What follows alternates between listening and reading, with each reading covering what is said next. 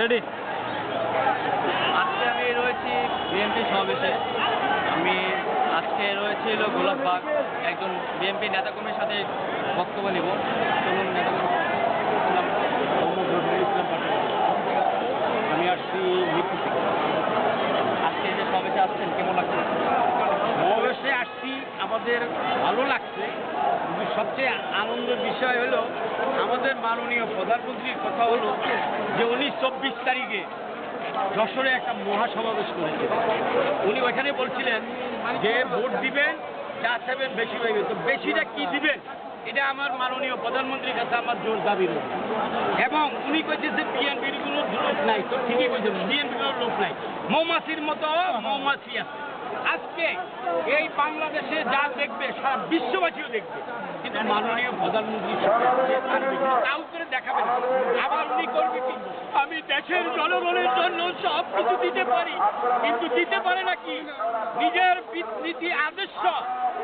আর খালেদা জিয়া সে দেশের জন্য মুখ দিয়ে যেটা বলে সারা বিশ্ববাসী সেটা প্রমাণ পায়। চোখে কানবে, পিছন দিয়ে পাশ দিবে। আমার প্রশ্ন হইল 24 তারিখে যে উনি বললো যে আমি ভোট দিবেন আমারে, আমি আপনাদের যারা চা খাবে তাদের বেশি দিবে, বেশিটা কি দিবে, এটা আমার মাননীয় প্রধানমন্ত্রীর কাছে জোর দাবি। আমার প্রশ্ন, এটা হচ্ছে জনগণের প্রশ্ন। আমি তাকে বেশিটা কি দিবে এই জিনিসটা জনগণকে জানাতে হবে। ঠিক আছে, আমি ওনাকে সম্মানের সহিত বললাম কিন্তু সে কেন দিল না, সে ভোট কি দিবে এই জিনিসটা বলতে হবে। আর ভোট বলে না, বলে না, বলে টাকা টাকা টাকা।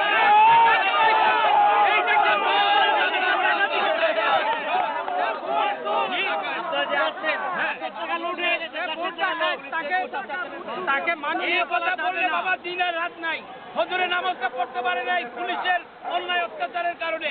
আজকাল লাখো লাখো মানুষ এই মহাসমাবেশে আসেছে, অধিকাংশ লোকের নামাজ পড়ে না। এই নামাজের দায়ী হবে এই সরকার এবং পুলিশ প্রশাসন। আমার পকেটে টুপি নেই বাইরেছি, সেই টুপি আমি নামাজ পড়ার সুযোগ পাই না তাদের অন্যায় অত্যাচারের কারণে। আজকের মহাসমাবেশ কতটুকু পাবে সফল হবে? আসছে 3 দিন 4 দিন আগে পারক সে প্রমাণ দেখাক যে কোনো একটা কর্মী কারো থেকে 10 টাকা নিয়ে আসছে, নিজের চাউল ডাল বেচা তারপর তারা আসছে। সে গণতন্ত্রবিহীন, এই লোক গণতন্ত্রকে কাকে বলে আসলে তার বাবা চিনে নাই।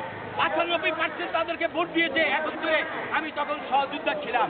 কিন্তু এখন 15% কেন আওয়ামী লীগের নাই? আমিও আওয়ামী লীগ করছি, বাংলার জনগণ 95% আওয়ামী লীগের সমর্থন দিচ্ছে। 71-72-এর পরে আজকে 95% ভিতরে কেন 15% নাই? এই জনগণের এই সরকারের কেন জনগণ 15% নাই? এই জিনিসটা আমি এই সরকারের কাছে জানতে চাই।